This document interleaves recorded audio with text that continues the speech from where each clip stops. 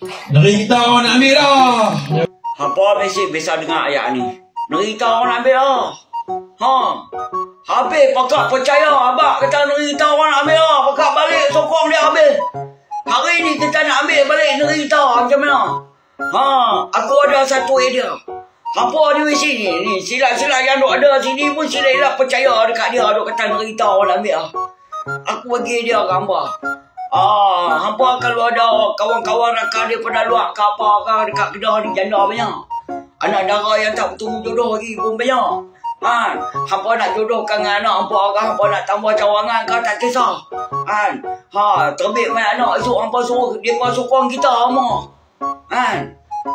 Sebab apa? Sebab lapis-lapis dulu semua percaya Sanusi. Bukan sebab apa? Kan sebab dia pada tengok kita merita dulu macam mana. Lain-lain kali Sanusi main, negeri kita orang nak ambil lah. Semua pekat percaya dia. Sila hampa yang duduk ada sini ni pun percaya dia. Hampa abang aku kan, kalau hampa orang pai kumpala nak ikut.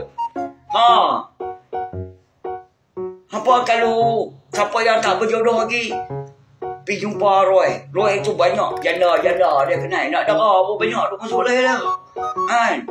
Dia boleh teka bagi gambar. Lepas tu boleh anak ke.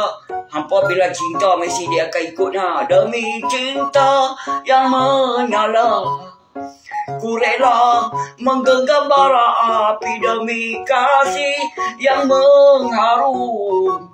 Rela, aku rela. Ibarat kata lagu lah nak bang-bang. Hampa jangan duk biar dia duk jual ayat negeri kita orang ambil lah. Kita kena ambil balik negeri ni. Biarpun pada pandangan seperti burung layang-layang terbuai.